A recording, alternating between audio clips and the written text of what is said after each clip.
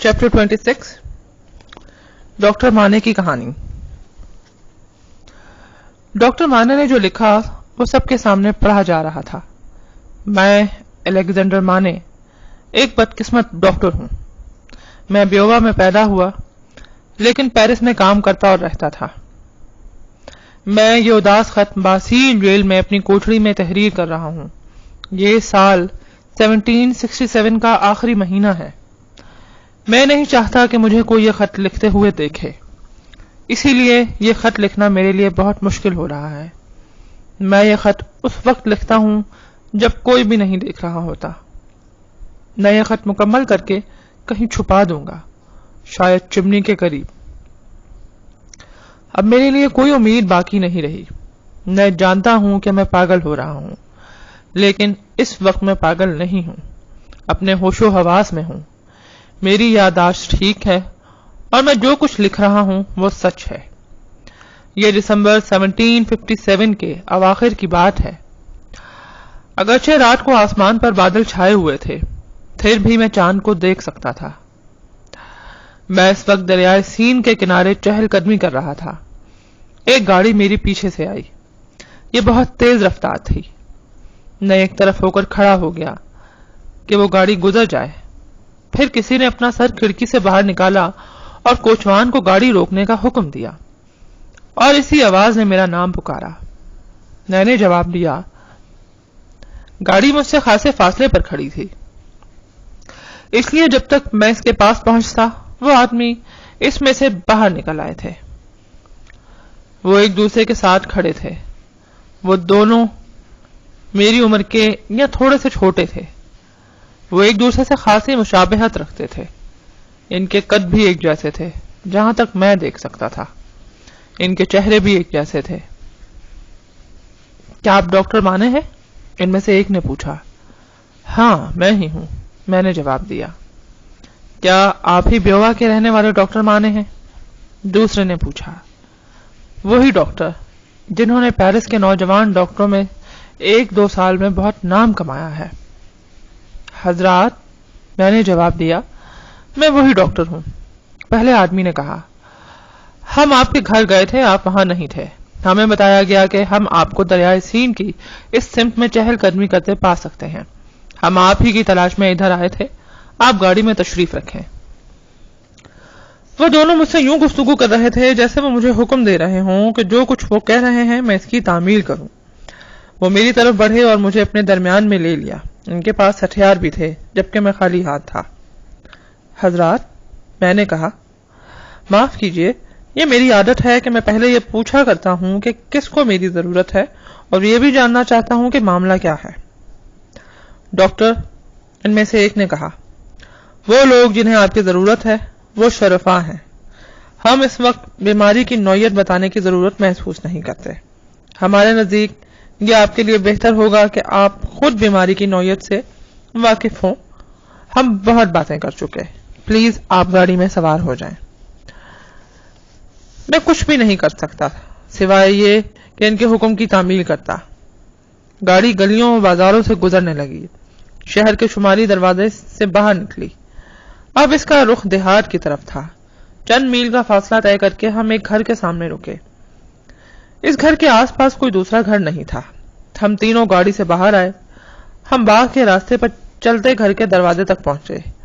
میرے ساتھیوں میں سے ایک نے گھنٹی بجائی۔ دروازہ قدرے تاخیر سے کھلا۔ اس پر ان میں سے ایک غصے میں آ گیا۔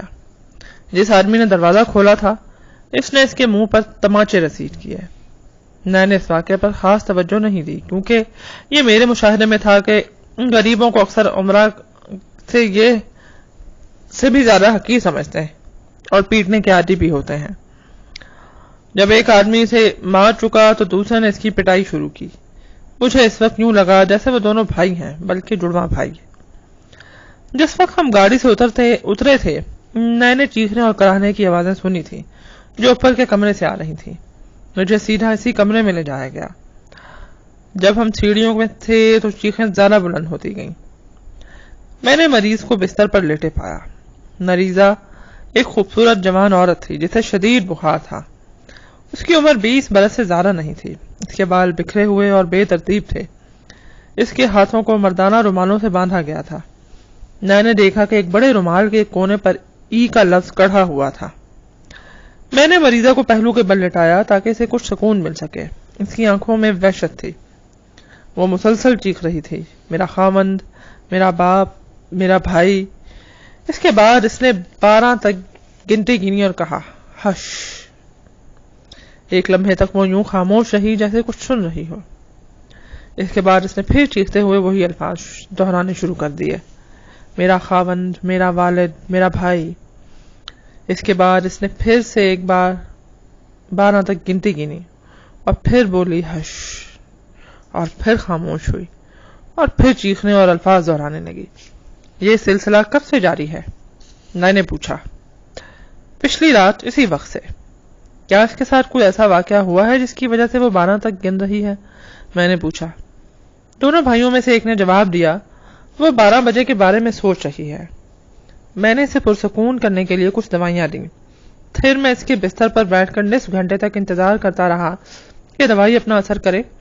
ان دونوں میں سے ایک نے کہا، ایک اور مریض بھی ہے. کیا نازک مسئلہ ہے؟ میں نے پوچھا. آپ خود دیکھ کر اندازہ لگا لیں.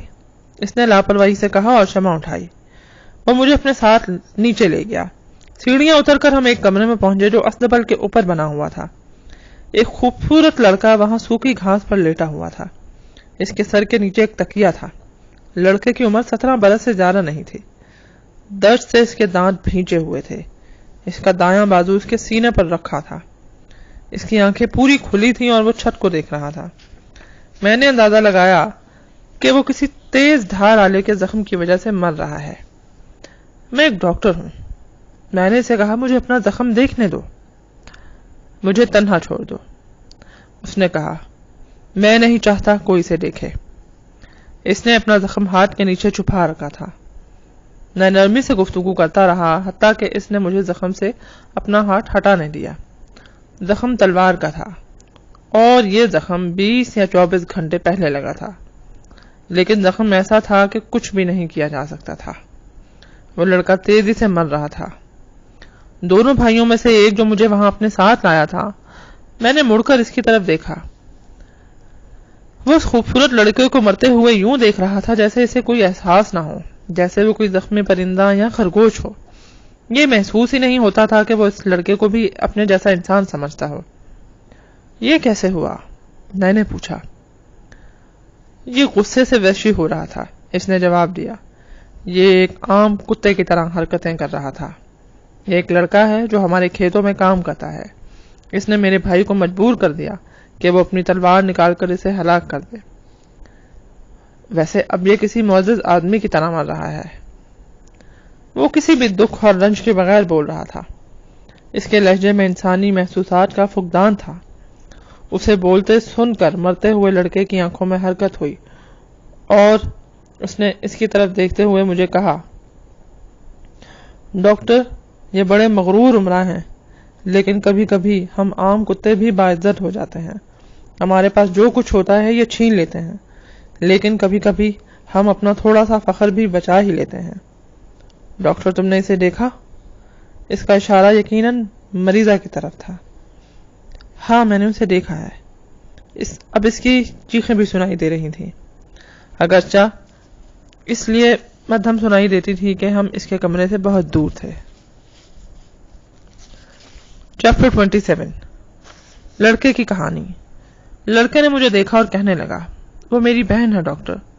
وہ ایک بہت اچھی لڑکی ہے. اس کی شادی ایک بہت اچھے آدمی سے ہوئی تھی. وہ آدمی بھی ان کے لیے کام کرتا ہے. ہم سب ان کے لیے کام کرتے ہیں. ان کے لیے، جن میں سے ایک بھائی یہاں کھڑا ہے. دوسرا آدمی اس کا بھائی ہے. یہ تمام عمرہ سے بدترین اور ظالم ہے. لڑکے میں بہت کم توانائی رہ گئی تھی. اس کے لیے بات کرنا اب مشکل ہو رہا تھا. اس آدمی نے ہم سے ہمارا سب کچھ چھین لیا، ہمیں لوٹ لیا. وہ ہم پر رحم کیے بغیر ٹیکس لگاتا رہا. وہ ہم سے بغیر تنخواہ کام کرواتا رہا. ہم چکی میں آٹا پیستے تھے. اپنے پالتو جانوروں کی خوراک یہ ہماری فصلوں سے حاصل کرتا. اگر ہم خود کوئی فالتو پرندہ رکھتے تو یہ ہمیں قتل کر دیتا. اس نے ہم سے ہماری ہر شے چھین لی۔ اگر ہمارے پاس گوشت کا چھوٹا سا ٹکڑا بھی ہوتا تو ہم اسے ڈر کر کھاتے تھے۔ ہم اپنے گھر کے دروازے اور کھڑکیاں بند کر کے کھاتے تھے تاکہ اس کے آدمی ہمیں گوشت کھاتا نہ دیکھ لیں۔ ہم جانتے تھے کہ اگر انہوں نے دیکھ لیا تو ہم سے چھین کر لے جائیں گے۔ ہم اتنے غریب تھے کہ ہمارے والد نے ہمیں کہا کہ اس دنیا میں ہمارے جیسے لوگوں کے لیے کسی بچے کو جنم دینا انتہائی خوفناک بات ہوگی۔ وہ ہم سے کہا کرتا تھا کہ ہم خدا سے دعا کریں کہ عورتیں بچوں کو جنم نہ دے سکیں۔ ڈاکٹر ہم سب آہستہ آہستہ مر رہے تھے۔ بہرحال ڈاکٹر، میری بہن کی شادی ہوئی۔ اس وقت اس کا خاوند بیمار تھا۔ اس نے اس لیے شادی کی کہ وہ اسے آرام پہنچا سکے، اس کا خیال رکھ سکے۔ میری بہن کی شادی ہوئے ابھی چند ہفتے ہوئے تھے کہ اس آدمی کے بھائی نے اسے دیکھا اور اس کی تعریفیں کرنے لگا۔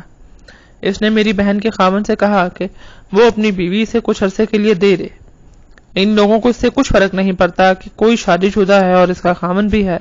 یہ آدمی جو کھڑا ہے، اس نے دھمکی دی کہ اس کا بھائی میری بہن کو اٹھا کر لے جائے گا۔ میری بہن ان سے نفرت کرتی تھی کیونکہ وہ اچھی عورت ہے۔ ان دونوں بھائیوں نے میری بہن کے خاوند پر بہت ظلم توڑے کہ وہ میری بہن کو راضی کر کے ان کے ساتھ بھیج دے۔ وہ لڑکا میری طرف دیکھ رہا تھا، پھر اس نے اپنی آنکھوں کو بمشکل گھمایا اور اس شخص کو دیکھنے لگا جو دوسرے آدمی کا بھائی تھا۔ میں نے لڑکے اور اس شخص دونوں کے چہروں کو دیکھا۔ ان دونوں کے چہروں پر فخر تھا۔ اب بھی مجھے ان کے چہرے یاد ہیں۔ میں اب بھی باسیل جیل میں ان چہروں کو تازہ کر سکتا ہوں۔ امیر آدمی لاپرواہ اور لا تعلق دکھائی دے رہا تھا۔ لڑکے کا چہرہ کہہ رہا تھا کہ اس پر کتنا ظلم ہوا ہے، کہ وہ ظالموں سے ناقابل بیان شدید نفرت کرتا ہے۔ لڑکا پھر مجھے مخاطب کر کے کہنے لگا، ڈاکٹر آپ جانتے ہیں کہ ان عمرہ کو یہ اختیار حاصل ہے کہ ہمیں گھوڑوں کی طرح استعمال کر سکیں۔ ہمارے لیے ضروری ہے کہ جب وہ ہم پر سواری کریں تو ہم ان کی گاڑیاں کھینچیں۔ آپ کو معلوم ہونا چاہیے کہ ان شرفاء کو یہ حق حاصل ہے کہ وہ ساری رات ہمیں اپنے باغ میں کھڑا رکھیں۔ ہمارے لیے یہ لازم ہے کہ ہم مینڈکوں کو ڈرانے سے روکیں تاکہ یہ عمرہ اور شرفاء میٹھی نیند سو سکیں۔ یہی کچھ انہوں نے میری بہن سے کے خاوند کے ساتھ کیا۔ ساری رات وہ شدید سردی میں ٹھٹھرتا رہا۔ پھر انہوں نے سارا دن اسے اپنی گاڑی میں جوتے رکھا، لیکن یہ اسے راضی اور مجبور نہ کر سکے کہ وہ اپنی بیوی ان کے پاس بھیج دے۔ پھر ایک دن دوپہر کو انہوں نے اسے چھوڑ دیا اور کہا کہ اگر اسے خوراک مل جائے تو وہ کھا سکتا ہے۔ نہیں، لیکن خوراک کہاں تھی؟ میری بہن نے اپنے خاوند کو اپنے بازوؤں میں لے لیا۔ ہر گھنٹے کے بعد جب گھنٹی بجتی تو وہ چیختا اور گنتا، اور پھر وہ 12 دفعہ چیخا۔ پھر وہ میری بہن کے سینے پر سر رکھے مر گیا۔ پھر اس آدمی نے اپنے بھائی کو اجازت دے دی کہ وہ میری بہن کو اٹھا کر لے جائے۔ میری بہن کی تمام التجاؤں اور آہذاری کے باوجود وہ اسے اٹھا کر لے گیا۔ میں نے اپنی بہن کو سڑک پر جاتے دیکھا۔ جب میں نے یہ خبر اپنے باپ کو سنائی تو اس کا دل ٹکڑے ٹکڑے ہو گیا۔ میں ان کے تعاقب میں نکل کھڑا ہوا۔ میرا بس چلتا تو میں اپنی بہن کو ایسی جگہ پہنچا دیتا جہاں یہ کبھی اسے تلاش نہ کر سکتے۔ پچھلی رات میں تلوار پکڑے یہاں آ گیا۔ میں نے دیکھا ارد گرد گھاس بکھری ہوئی تھی۔ ضرور یہاں لڑائی ہوئی تھی۔ لڑکے نے اپنی بات جاری رکھی۔ میری بہن نے میری آواز سنی اور بھاگ کر یہاں آ گئی۔ میں نے اسے کہا کہ جب تک میں اسے قتل نہیں کر لیتا وہ میرے نزدیک نہ آئے۔ اس شخص نے پہلے میرے سامنے کچھ سکے پھینکے، پھر چابک سے مجھے پیٹنے لگا۔ جب میں نے اس پر جوابی حملہ کیا تو اس نے تلوار نکال لی۔ اس نے مجھے قتل کرنے کے لیے اپنی ساری مہارت صرف کر دی۔ اس سے پہلے کہ یہ مجھ پر کاری وار کرتا، میں نے اس کی تلوار کے ٹکڑے کر دیے۔ میں نے دیکھا سوکھی گھاس میں ادھر ادھر ٹوٹی ہوئی تلوار کے ٹکڑے بکھرے ہوئے تھے۔ ایک طرف ایک پرانی تلوار بھی دکھائی دے رہی تھی جو کسی سپاہی کی تھی۔ لڑکے نے کہا، ڈاکٹر مجھے اوپر اٹھاؤ۔ اوپر اٹھاؤ، کہاں ہے وہ؟ میں نے لڑکے کو سہارا دیتے ہوئے کہا، وہ یہاں نہیں ہے۔ میرا خیال تھا کہ وہ یہاں کھڑے آدمی کے بھائی کے بارے میں پوچھ رہا ہے۔ لڑکے نے کہا، کتنا مغرور ہے وہ، کیا وہ مجھے دیکھنے سے ڈرتا ہے؟ وہ آدمی جو یہاں کھڑا تھا وہ کہاں ہے؟ میرا چہرہ اس کی طرف کر دو۔ میں نے وہاں کھڑے بھائی کی طرف لڑکے کا چہرہ کیا اور اس کا سر اپنے دانوں پر رکھ دیا۔ لڑکے نے اس کی طرف دیکھا، اس پر لعنت بھیجی اور پھر مر گیا۔